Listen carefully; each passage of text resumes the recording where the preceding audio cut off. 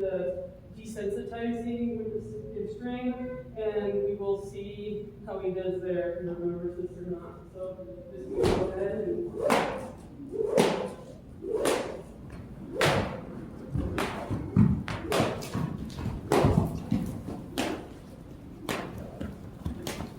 so I'm just continuing this, and you see how he was rearing and stuff. That's just his defense mechanism. Good. Okay. And you took a big breath there, and I'm going to go ahead and stop and reward him for that. And then now he's licking and chewing, and that was the right answer. So I'm going to go ahead and reward him for that. Good boy. And that's just his reward's going to be me stopping the twirling of the stick. And you see how he reared up and everything like that? I just kept my entire rhythm and everything the same while he was doing that. As long as he's out of my space, if he can't reach me with any of that stuff, I just keep up my whole rhythm and everything like that. He can do whatever he wants as long as he is out of my space and isn't going to hurt me. So that's the main thing, is I just want him to make sure he's out of my space and just make sure that I stay safe. But as long as he's out there, he can act like an idiot all he wants, but that pressure isn't going to go away, and he has to understand that if he wants that pressure to go away, he better start using the thinking side of his brain. So we'll go ahead and try again.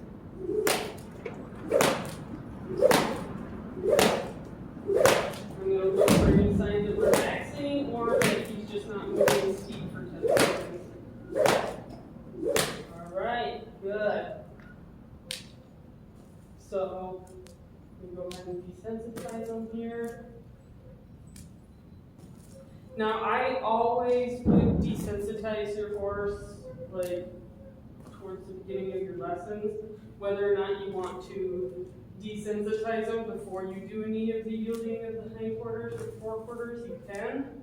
And then go ahead and do the yielding of the hindquarters and forequarters there. And it's important that you do both a sensitizing exercise and a desensitizing exercise, because if all you ever do is sensitizing exercises where you make them move their feet, like yielding hindquarters, forequarters, everything like that, if all you ever do are exercises like that where we're telling them to move their feet, they're going to be a horse that is going to get pretty jumpy, and say you're going to come up to them with a saddle and stuff, and you're going to throw the saddle on them, and they're going to like jump away from you because they're going to think that anytime you walk towards them, that was supposed to mean for them to move their feet. So it's important that you do a desensitizing exercise after you do a sensitizing exercise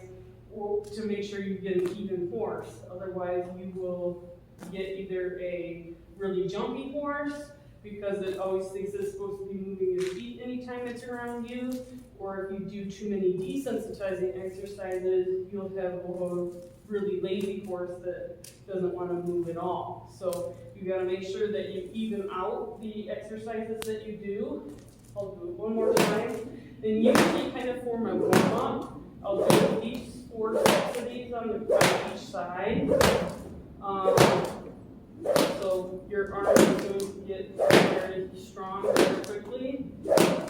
And once they're standing here doing well, I go ahead and I'll do the other side, see how reactive righty is.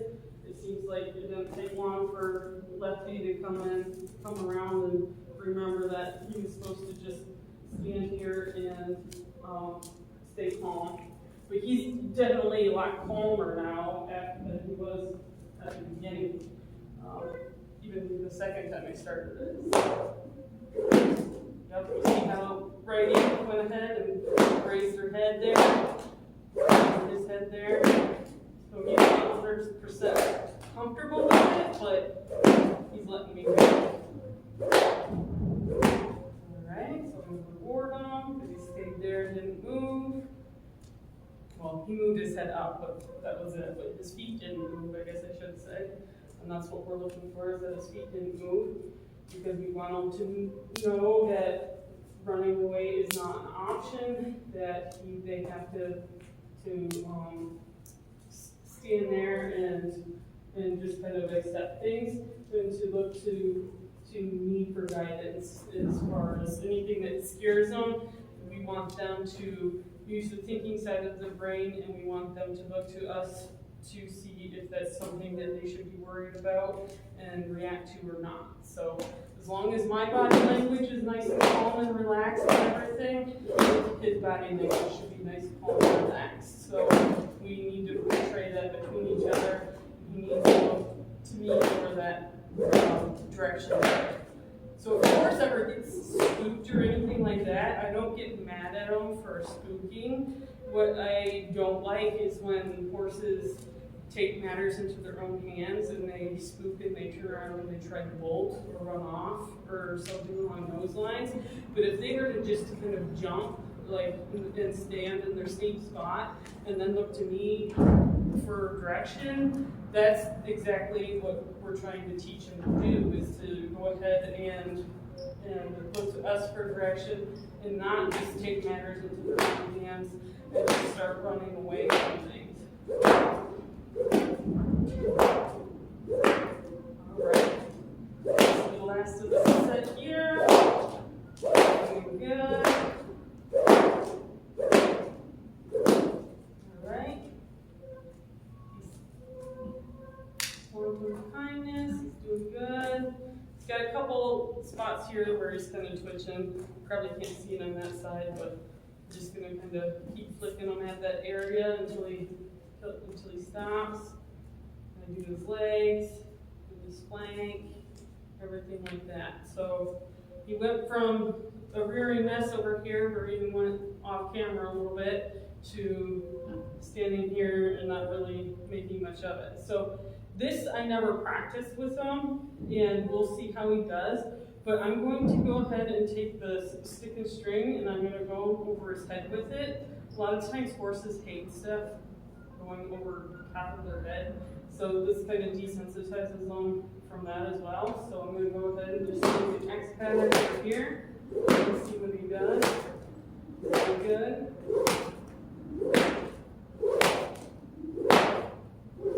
Good. Rebel, let him know that's the right answer. Good boy. All right, start again.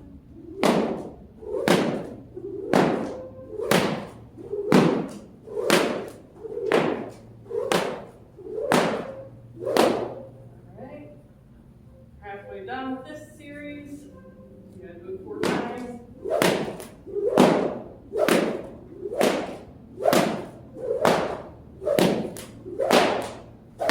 And I think today I'm probably using a little bit more energy than what I did yesterday when I was working with them. Probably the energy turned out a little bit more than what I did today. So he's handling that rather well. That even with the increased energy, that he's still standing here and accepting matters. So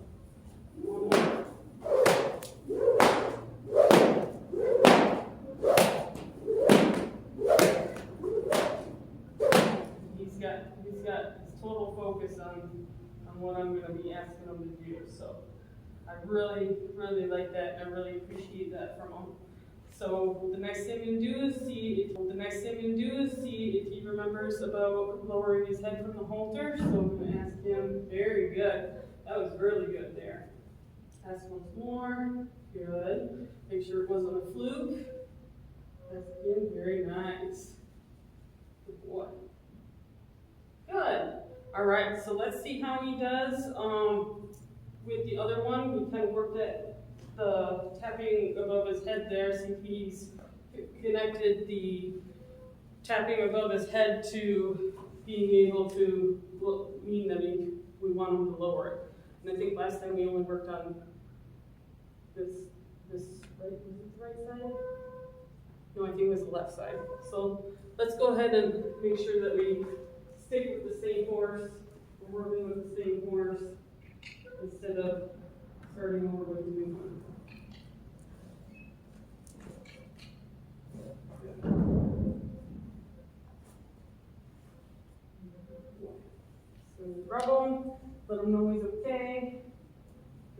Just 1, 2, 3, 4. There he goes. Good. And I had to help him with the halter there, but we're just starting out. We're just trying to get him to understand that he feels this energy up here. And tap him. And hopefully good. Boy. Boom. 1, 2, 3, 4. Tap, tap, tap, tap. Good boy. Good boy. 1, 2, 3, 4. Tap, tap, tap, tap, tap. Good boy. Very good. Very good. 2, 4. Tap, tap, tap, tap. Good. You're getting really soft with that halter, so he's really responding to at least adding the halter to it. He doesn't quite grasp the whole energy above his head thing yet, but he'll pick it up yet. So 1, 2, 3, 4. Tap, tap, tap, tap. Okay, there it was. Good boy. And this is just something we're going to keep repeating until he starts to grasp the concept that means that he's supposed to be lowering his head. And he'll eventually get it, and it'll probably be boring having to sit here and watch me repeat the same thing over and over again. So I'll probably edit part of this part out, so you don't have to sit here for 15, 20 minutes watching me repeat the same thing over and over again. So we'll see how that goes, and then go from there. Just add the others. We kind of got stuck here, so I'm gonna do the desensitizing to him again. Because remember, we went from a sensitizing exercise, so we're gonna desensitize him again. Good. And as you can see, his head's up real high. His eyes are quite big. You probably can't see that part, but he's still not 100% comfortable with the snapping of the whip. That's right. We'll see how great he does here. Nervous, he raised his head, but he didn't screw it up. Right away, so that's good. That's always a good start. Heading in the right direction there, using the thinking side of the brain.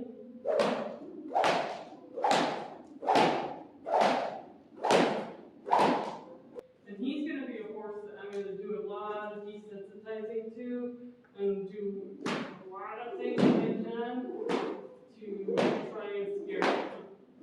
So sudden movements and stuff like that are all things that are beneficial to a horse like him, to get him desensitized to all those types of things. His owner definitely wants to trail ride him, so if he were to come across like a deer or a rabbit or something on the trail, I don't want him running and jumping and running away and taking matters into his own hands because something scared him. So I want to kind of desensitize him from using that reactive brain anytime he gets scared. So when you can scare your horse, go ahead and do it, because it's going to make them better down the road.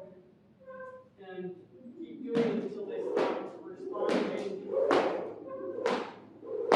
Because that's when you're going to start teaching them that standing there and not making anything of it, that the thing that's scaring them, that's going to make them a better horse down the road. And the reason I really want him to grasp that lowering of his head part is it's going to get him back more correctly. So I want him to really reach underneath himself with his hindquarters and pull himself backwards with his hindquarters and not push himself with his forequarters, because I really don't want him to lift his head up and back. I want him to lower his head and go backwards. You see how he's lowering his head when I use that halter pressure there? Where if I were to kind of just create energy here, you see how his head's going up in the air?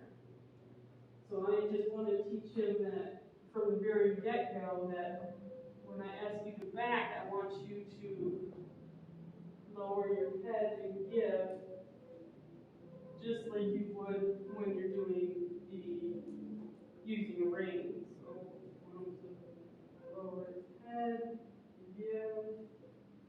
Good. That was kind of a lot harder than I would like, but we did it. So.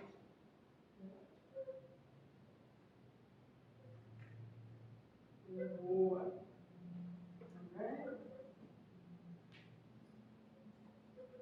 And one way you can get a lot of respect from a horse is by backing them up. So backing them from one pasture to the other, backing them into a stall, anything like that. See, he's much better going from on the left side with the left horse than he is the right backing.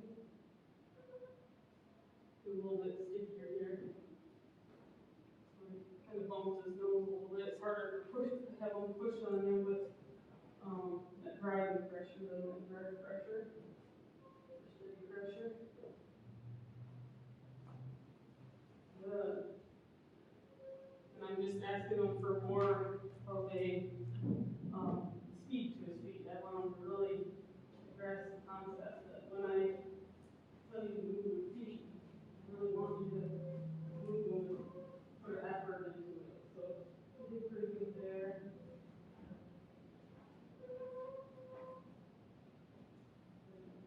And he's starting to think I'm trying to use his hindquarters and stuff like that, which it's okay. He was still putting his head down and he's still backing for me, so those were all good things there. So I really think that backing him is going to be very helpful because it's going to help gather a lot of respect from him as well.